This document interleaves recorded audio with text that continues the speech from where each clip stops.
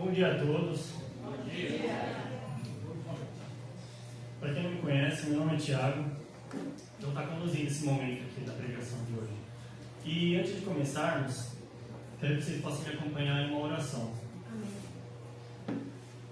Querido Pai, Senhor eterno, obrigado, Pai, por estarmos aqui hoje, louvando o Teu nome, Pai, ouvindo um pouco mais sobre o Senhor, Pai, estando em comunhão.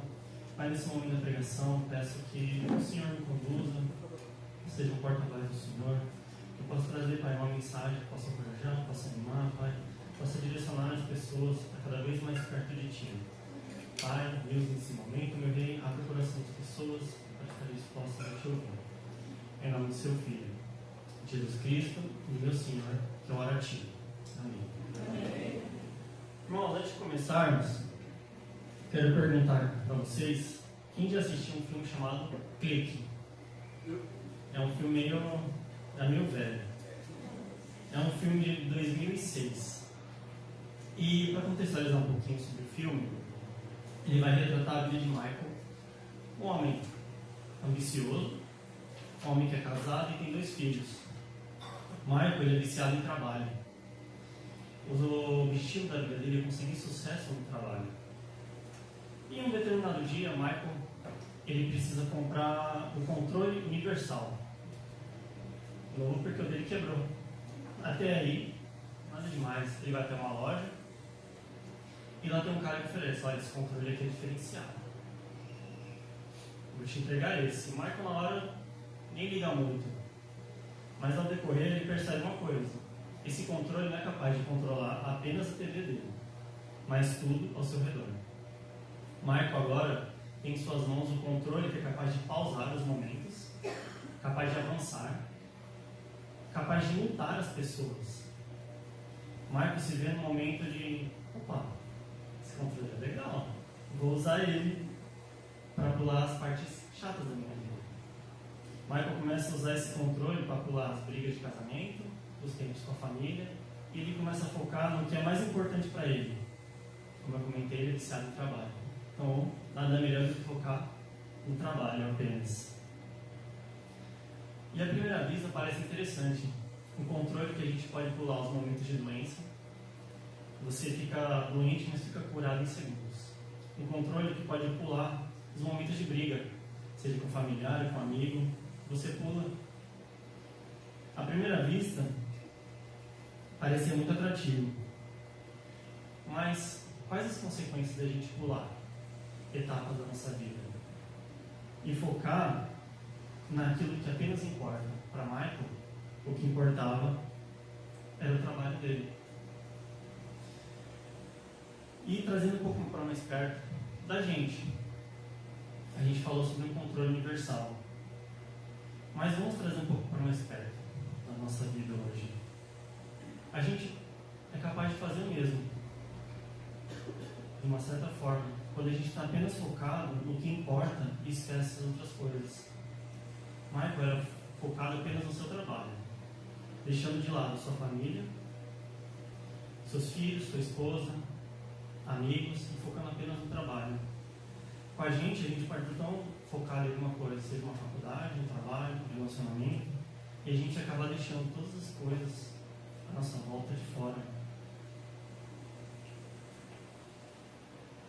Hoje em dia, ferramentas como Instagram, Facebook, TikTok, elas proporcionam uma coisa: a gente consegue ver a vida de outras pessoas, a gente consegue ver os momentos que elas estão passando, seja numa viagem maravilhosa, com bens incríveis, e em nossos corações podem falar: poxa, por que eu não tenho isso? Eu também quero aquilo, eu também quero fazer essa viagem extraordinária, eu também quero ter essa vida que essa pessoa tem. Essas ferramentas podem proporcionar essas coisas no nosso coração. E quando se trata de uma palavra chamada cobiça, ela parece até meio estranha, ela parece meio ofensiva. Não é uma palavra que a gente usa no dia a dia. Mas qual é o real significado da cobiça? E para isso eu fui procurar no Google. Falei: o que significa a palavra cobiça? E o Google diz assim: desejo destemido pelo poder, dinheiro, bens, glórias, ambição. A cobiça pode acabar com algumas amizades. Vontade intensa de conseguir algo, obstinação. A cobiça nada mais é que um desejo forte. Desejo forte por algo, seja por um trabalho, um bem material, um estilo de vida.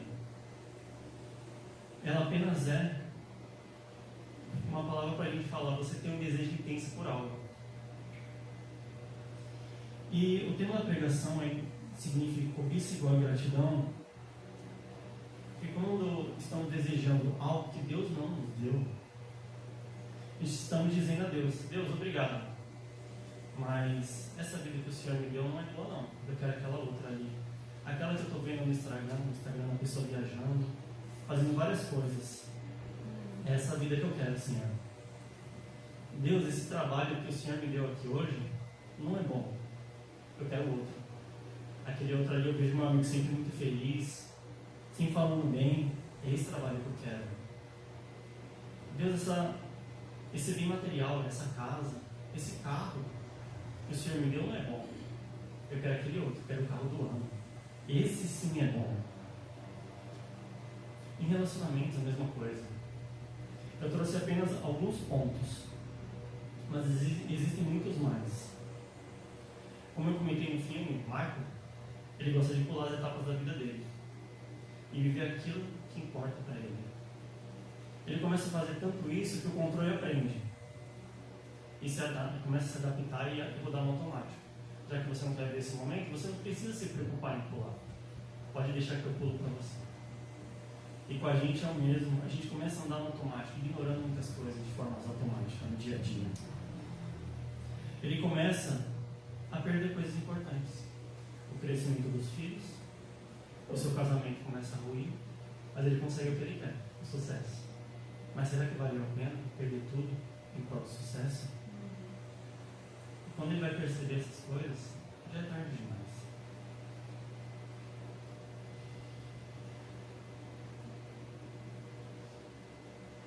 E queria fazer uma pergunta.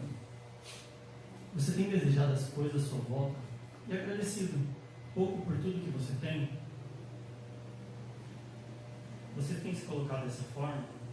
Você está tão ambicioso pelas coisas à sua volta, desejando tantas coisas à sua volta, que o que você tem hoje parece não ter mais valor, parece não significar nada. Você já nem agradece mais. O que importa é só as coisas à sua volta, mas o que você tem deixou de importar. E quero que vocês possam me acompanhar na escritura em Gênesis capítulo 2, começando no versículo 9, e logo em seguida vamos pular do 15 até o 17.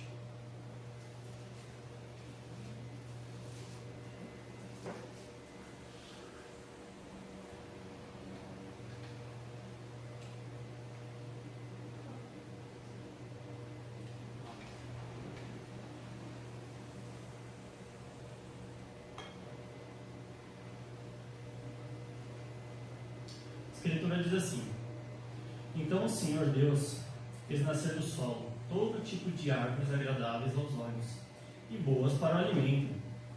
E no meio do jardim estavam a árvore da vida e a árvore do conhecimento do bem e do mal. O Senhor Deus colocou o homem no jardim do Éden para cuidar dele e cultivá-lo. E o Senhor Deus ordenou ao homem: coma livremente de qualquer árvore do jardim, mas não coma da árvore do conhecimento do bem e do mal, porque no dia que dela comer, certamente morrerão. Contextualizando um pouquinho aqui a escritura, Deus tinha feito o homem e a mulher, estava construindo a terra, e Deus deu uma ordenança ao homem: vocês podem comer livremente, ou melhor, vocês devem comer livremente. E para ilustrar um pouco, vamos imaginar que no jardim do Éden existiam 100 árvores. Não sei quantas tinham, mas vamos imaginar que existiam 100. Deus vira para eles e fala: vocês têm 99 árvores para vocês. Vocês podem comer à vontade delas. Desfrutem delas. são árvores belas, são alimentos maravilhosos. Desfrutem à vontade. Mas está vendo aquela única árvore ali? Dessa não come. O resto é seu. Se colocarmos uma balança, é desproporcional. 99 árvores contra uma. Faria falta uma árvore só? Você tem 99. Você tem uma abundância gigantesca. Não faria falta apenas aquela uma árvore. Só um instantinho.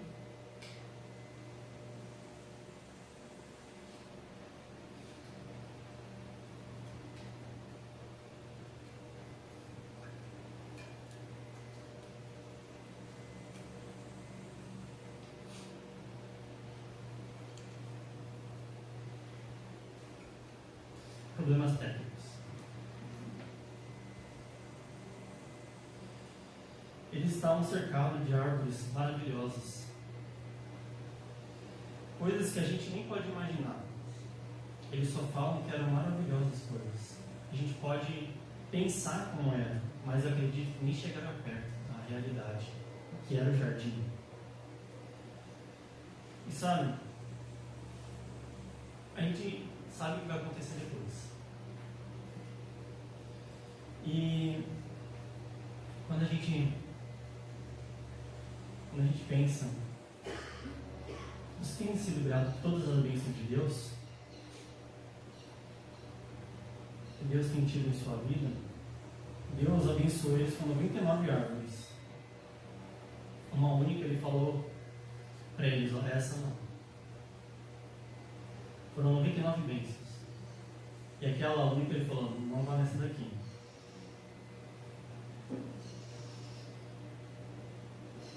Deus nos abençoa de muitas formas.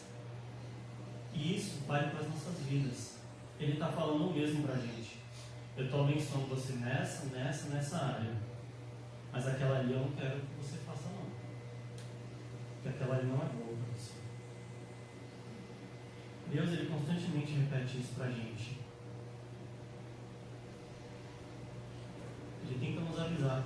Você tem uma mudança em sua vida. Você pode desfrutar de grandes coisas, mas eu só te peço uma, aquela não. As ferramentas do Instagram, Facebook, como eu comentei, elas nos permitem ver a vida dos outros, desfrutar. Para quem não usa, eu particularmente não uso.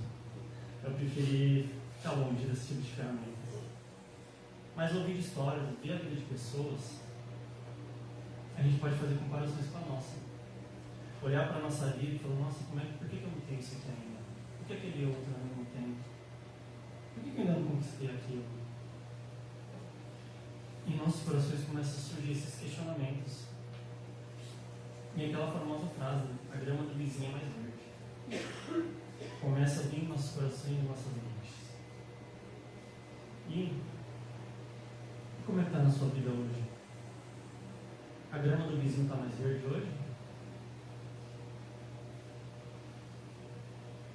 Já passou pela sua mente que quando você deseja cobiçar algo que Deus não te deu, é o mesmo você sentar à mesa com Deus e falar: Senhor, vamos conversar. Está vendo essa vida aqui que o Senhor me deu? Ela não é boa. O Senhor errou. O Senhor errou em me dar essa vida. Está vendo esse trabalho aqui que o Senhor me deu? Então, o Senhor errou. Esse trabalho não é bom para mim. Está vendo essa família que o Senhor me deu? Então, não é boa não. Tem coisa melhor lá fora. Eu estou vendo. A gente senta à mesa com Deus e fala essas coisas. Vira para o Criador do Universo. Vira para o Criador da Terra e dos céus. Vira para o nosso Criador e fala: o Senhor errou. Em toda a sua perfeição e sabedoria, na hora de escolher a vida para mim, o Senhor errou. Quando somos ingratos pelas coisas que temos, é o mesmo que fazemos. É um ataque direto a Deus, falando: isso aqui não é bom, Senhor. Eu quero aquele outro. As críticas, não é a relação que temos. As críticas em relação ao que nos deu.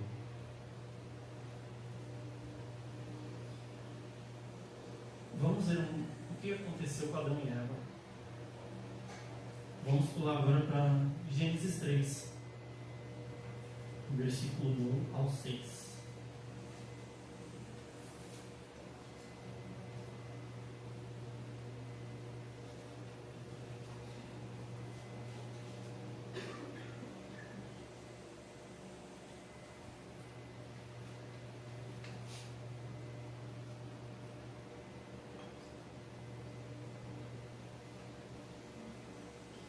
Em Gênesis 3, diz assim: Ora, a serpente era o mais astuto de todos os animais selvagens que o Senhor Deus tinha feito.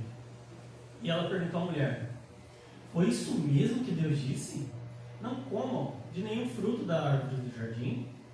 Respondeu a mulher à serpente: Podemos comer do fruto das árvores do jardim. Mas Deus disse: Não comam do fruto da árvore que está no meio do jardim, nem toquem nele, do contrário, vocês morrerão. Disse a serpente à mulher: Certamente não morrerão. Deus sabe que no dia em que dele comerem, seus olhos se abrirão, e vocês, como Deus, serão conhecedores do bem e do mal. Quando a mulher viu que a árvore parecia agradável ao paladar, era atraente aos olhos, e além disso, desejável para dela se obter discernimento, tomou do seu fruto, comeu e deu ao seu marido, que comeu também. Nessa escritura, a gente vê a conclusão de que Eva rejeitou as 99 árvores e escolheu aquela única que Deus falou: não come. Eva resolveu ir contra o que Deus havia pedido. A escritura, ela fala sobre a serpente, um ser astuto, ou seja, um ser inteligente, um ser sagaz. E ele começa a fazer uma pergunta. Pode parecer ofensiva a pergunta, que foi isso mesmo que Deus disse? Não coma de nenhum fruto das árvores do jardim? Ele começa fazendo essa pergunta para colocar uma dúvida no coração. É verdade que Deus não fez isso por você? É verdade que Deus não está cuidando de você? É verdade que Deus só te deu isso? É uma pequena pergunta, inofensiva, mas que em nosso coração pode gerar dúvida e um questionamento sobre Deus. A serpente, se a gente for ver, ela tenta fazer Deus de um mentiroso, porque ela fala: vocês não morrerão, mas Deus acabou de falar que vocês vão morrer. O que ela está tentando é instigar a Eva a não olhar para tudo que Deus fez, a não seguir o conselho de Deus. A gente pode pensar que coisas assim só aconteceram lá atrás, mas hoje não é muito diferente. Pode começar a vir dúvidas e questionamentos sobre o que Deus está fazendo por a gente no dia a dia, sobre como Ele está cuidando das nossas vidas, sobre como Ele está nos abençoando com o nosso trabalho. Dúvidas, questionamentos, críticas começam a vir. Nosso coração começa a parecer um coração de ingratidão pelo que Deus está fazendo. A gente começa a olhar para a nossa vida, para o trabalho, e começa a criticar. Esse trabalho é ruim, não paga bem, as pessoas são chatas. A gente começa a olhar bens materiais, começa a falar: nossa, isso aqui já não funciona, eu vivo travando esse celular.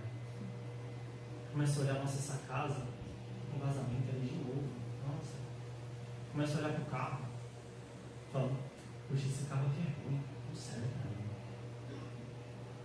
A gente começa a olhar todas as coisas à nossa volta e começa a criticar, achar desculpas para olhar para o que está fora, olhar para as outras coisas, que é o que a serpente quer fazer. Ele quer que a gente deixe de acreditar na palavra do Senhor, na palavra de que aquilo é ruim ou que aquilo é bom para a gente, e começa a ter um coração de dúvida e questionamento sobre Deus. Em determinado ponto, a gente vê a Eva Com as 99, escolheu aquela única. Eva decidiu escolher o conselho de um estranho. Ela acabou de conhecer a serpente. A serpente falou uma coisa, ela acreditou. Quem que é a serpente? E quem que é Deus? Para ela foi mais agradável ouvir o conselho de um estranho do que do Senhor, que estava com eles face a face, olhando. Eles viram quem era o Criador deles. E nada disso foi bastante. O que era agradável ao coração dela, ela preferiu escolher.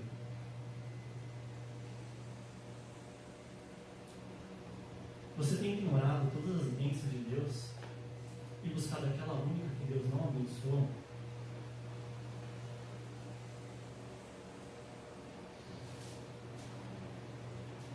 Eva não simplesmente comeu do fruto. Eva ignorou a Deus. Eva deixou de lado toda a abundância que ela tinha. Adão e Eva, eles escolheram ouvir alguém que eles não conheciam. Dar mais valor à palavra de alguém que eles nunca tinham visto. O Senhor, a quem eles conversavam face a face, parecia um mentiroso.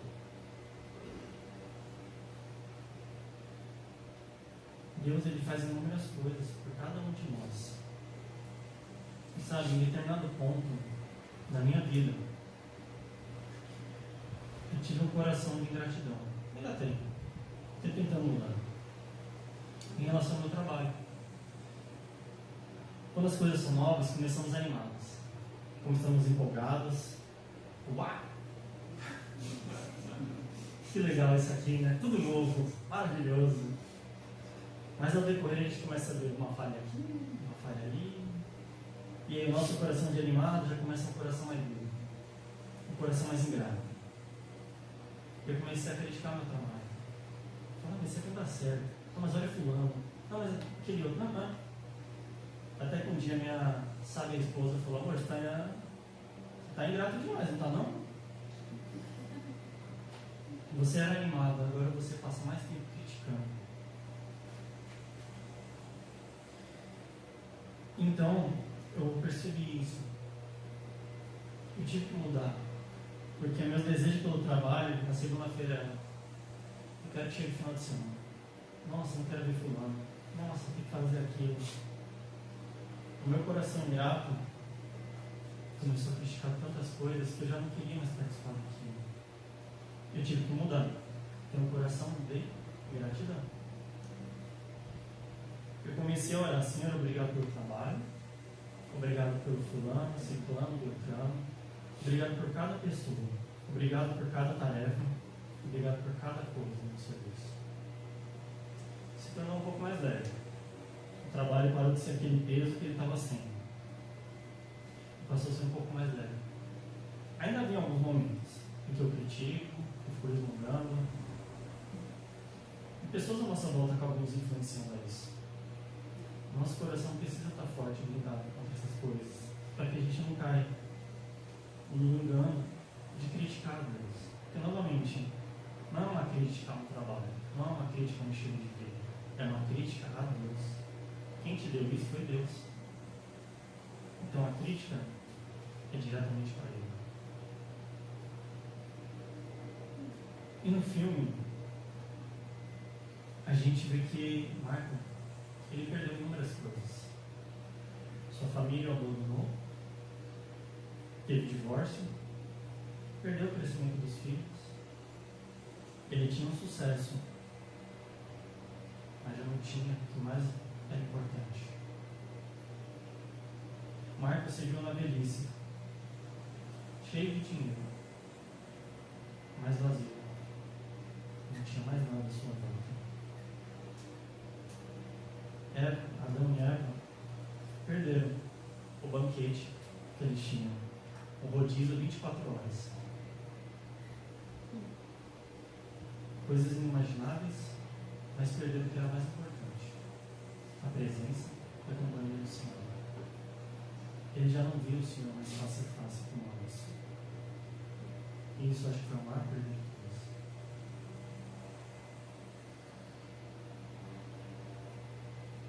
E quero que vocês possam me acompanhar na escritura. Lá em Filipenses 4, do 11 ao 13.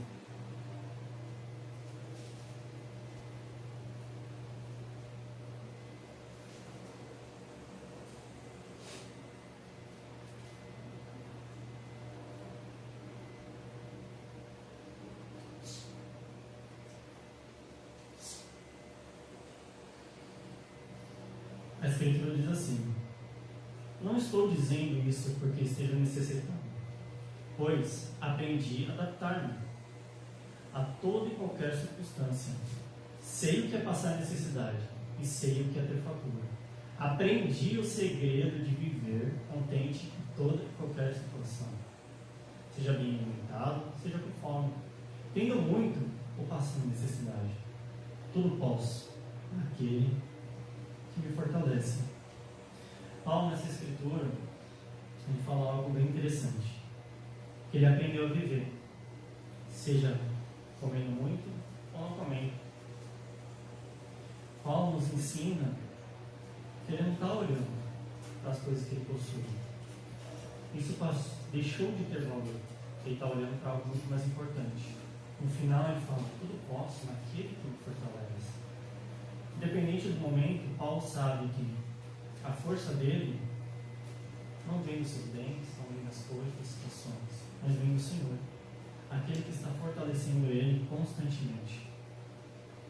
E para contextualizar um pouco dessa escritura, nessa carta, Paulo está escrevendo para os irmãos na igreja de Filipe. Paulo está na prisão. Essa carta, o contexto dela é de encorajamento.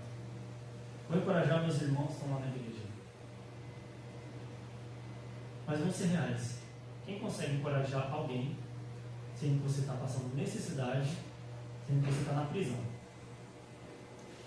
Você conseguiria encorajar alguém dessa forma?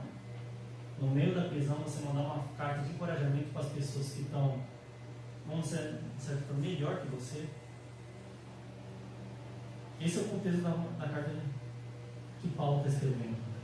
Eu vou encorajar meus irmãos que estão lá. E ele fala: eu aprendi o segredo de viver contente. Paulo tinha um coração grato. Ele estava na prisão, mas estava grato ao Senhor por estar com ele, cuidando dele. Paulo estava passando fome e necessidade, mas estava grato pelo alimento que ele recebia, a palavra de Deus, o encorajamento de como estavam as coisas nas outras igrejas. Paulo havia um coração de gratidão por todas as coisas, não pelo que ele estava vivendo ali. Paulo, ele agradecia, porque ele sabia que tudo que ele passava era pelo Senhor. Ele entendeu, ele mudou a chave de ter um coração de ingratidão para um coração de gratidão. Eliminou as críticas de seu coração. Estou preso, não posso fazer nada daqui, não consigo dormir, estou passando fome. Paulo não olhou para isso. Ele foi muito além disso. E hoje eu quero chamar vocês a lembrar de todas as bênçãos que Deus tem feito em sua vida. Lembrar de ter um coração grato. Paulo, em meio a tudo que ele vivia, ele estava sendo grato. Em meio à necessidade, ao sofrimento. Mas e você hoje? Será que o que você está passando é tão ruim quanto Paulo, ao ponto de não conseguir ser grato?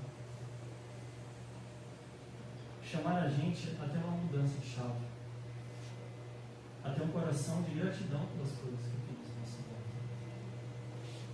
Como comentei, a ingratidão, ela vai fazer a gente desejar outras coisas, ignorar o que temos hoje. Mas quando somos gratos, paramos de olhar o que tem lá fora e começamos a olhar o que temos dentro. O que temos dentro da nossa casa, o que temos dentro da nossa vida. Começamos a olhar tudo que Deus fez por nós.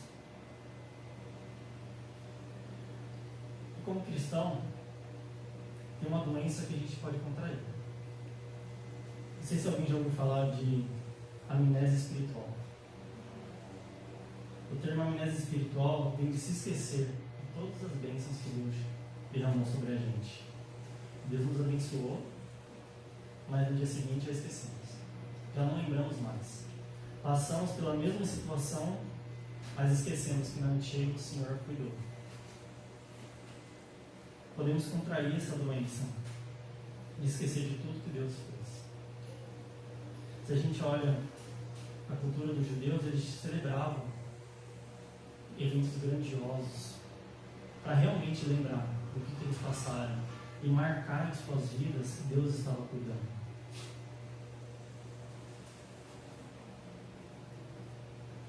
E quando a gente olha para o filme de Clique, no final da sua vida,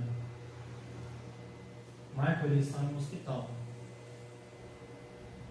Seu coração já não é mais forte. E ele vê uma cena.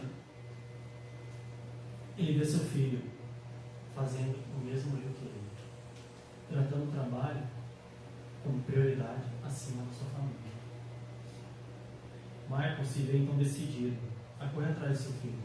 Ele vai atrás. Toda aquela cena de drama, chuva caindo, ele correndo, mal conseguindo correr, gritando, seu filho não ouvindo. Até que Michael cai, começa a gritar. E o seu filho olha e percebe que sai correndo. Sua família está lá junto.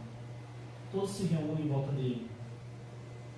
E Michael fala uma coisa para o seu filho: a família vem primeiro. Ele entendeu que o seu erro, aquele de olhar apenas para o trabalho, para o seu vício, isso daí ele não queria para o seu filho. Ele queria que ele tomasse um caminho diferente. E ele falou para o seu filho: não tome esse caminho. Faça diferente.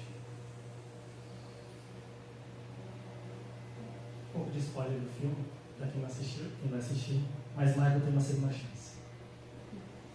E ele toma um rumo diferente. Ele percebe que o que ele fez ali não foi bom. E hoje, Deus ele nos oferece segundas chances a todos os momentos de mudarmos nossas atitudes, nossos pensamentos, tomarmos rumos diferentes na nossa vida. E eu quero deixar perguntas de reflexão. Você dá nome às coisas pelas quais é grato ou só diz agradeço por tudo que tenho? Essa frase parece bonita, mas é enganosa. Quando não damos nomes às coisas que somos gratos, estamos sendo generalistas. Pelo que você realmente é grato? Especifique. Faça sua mente lembrar pelo que você está grato. Não generalize falando só agradeço por tudo. Tudo é muito vasto. Fale para Deus, explicitamente: Deus, eu sou grato pela minha vida, pela minha saúde. Deus, eu sou grato pelo meu cônjuge, pelo meu carro, pela minha casa, pela igreja, pelo meu líder de igreja. Eu sou grato por cada detalhe. Especifique para Deus. Não agradeça dessa forma. E a última: você tem amnésia espiritual? Você se esqueceu do que Deus já fez por você? De todas as bênçãos que Ele derramou sobre a sua vida? Se você acha que não derramou, eu peço que reveja, pois Ele derrama. Se você está aqui hoje respirando, é uma bênção. Então relembre de tudo que Deus já fez por você. E que possamos ter um coração de gratidão, não um coração de ingratidão, que vai desejar aquilo que Deus falou para a gente ensinar. Você tem muito mais. Meus irmãos, essa era a mensagem que eu queria passar para vocês. E para finalizar, me acompanhe uma oração. Querido Pai, Senhor eterno, Pai, obrigado, Senhor. Obrigado por estarmos aqui hoje, seja respirando, por estarmos aqui hoje aprendendo sobre o Senhor, por estarmos aqui hoje, Pai, vendo quão grandioso, maravilhoso o Senhor é. Cada detalhe de nossas vidas. Podemos ter uma família, trabalho, podemos ter amigos, tantas coisas que o Senhor nos abençoou, Pai. Peço que o Senhor hoje possa nos lembrar que estamos sendo ingratos com alguma coisa, que possamos corrigir, que possamos ter mudança de atitude, que possamos ter uma atitude de gratidão, olharmos mais para aquilo que temos, olharmos mais para as 99 árvores da nossa vida e não dar valor para aquela única. Por favor, meu Rei. Senhor, conduz o resto de culto que ainda temos, em nome do Seu Filho, Jesus Cristo e meu Senhor.